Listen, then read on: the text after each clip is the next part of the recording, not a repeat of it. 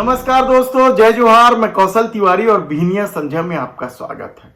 सत्ता का अपना चरित्र है और उसकी मनमानी की खबर तो आए दिन आती रहती है।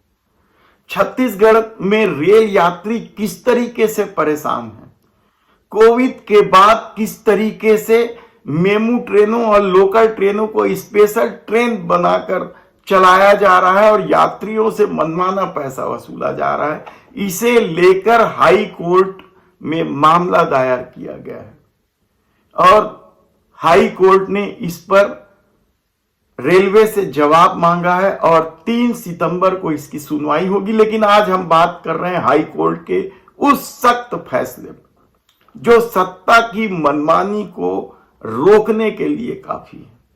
सत्ता किस तरीके से मनमानी करती है और लोगों को किस तरीके से छोटी छोटी बातों के लिए न्यायालय का शरण लेना पड़ता है, वह भी कम चौंकाने वाला नहीं है।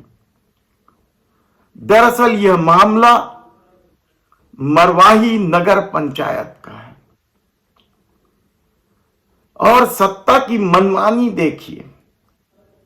जब 3 पंचायतों को मिलाकर मरवाही नगर पंचायत का गठन किया गया तो सरकार ने यह पूछने की जरूरत भी नहीं की वहां के सरपंचों से। इन 3 पंचायतों में मरवाही, कुम्हारी और लोहारी का पंचायत था। इन तीनों को मिला दिया गया और मरवाही नगर पंचायत का दर्जा दे दिया गया। इन तीनों सरपंचों से पूछा भी नहीं गया और परिषद का गठन कर दिया गया। है ना हैरानी की बात।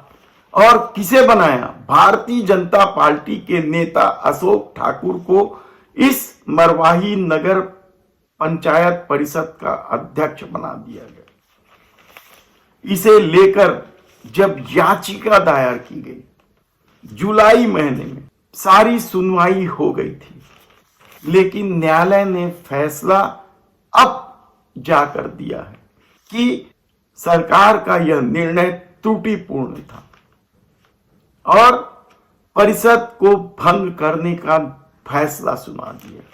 देखना है कि सरकार इस फैसले को लेकर हाई कोर्ट के निर्देश के अनुसार नया परिषद का 1 महीने के अंदर गठन करती है या फिर इस फैसले को चुनौती देती है।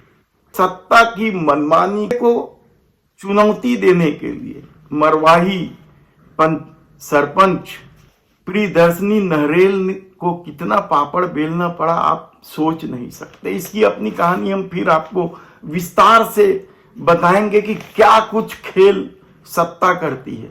लेकिन न्यायालय ने जब नोटिस थमाया इस याचिका पर, नगरीय प्रशासन सचिव को, कलेक्टर को और परिषद के वर्तमान जिसे अध्यक्ष बनाया गया था भाजपा नेता अशोक ठाकुर को और 8 और लोगों, यानी कुल मिलाकर 11 लोगों को कोर्ट ने नोटिस दी थी और इसके बाद सुनवाई जुलाई में हो गई थी।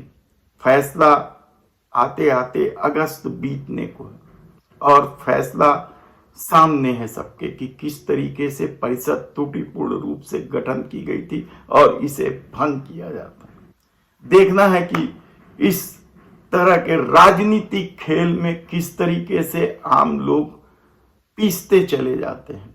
विष्णुदेव साय सरकार को इस फैसले से करारी चोट मिली है, लेकिन राजनीति का अपना मिजाज है।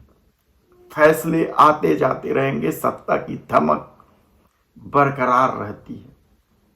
धन्यवाद।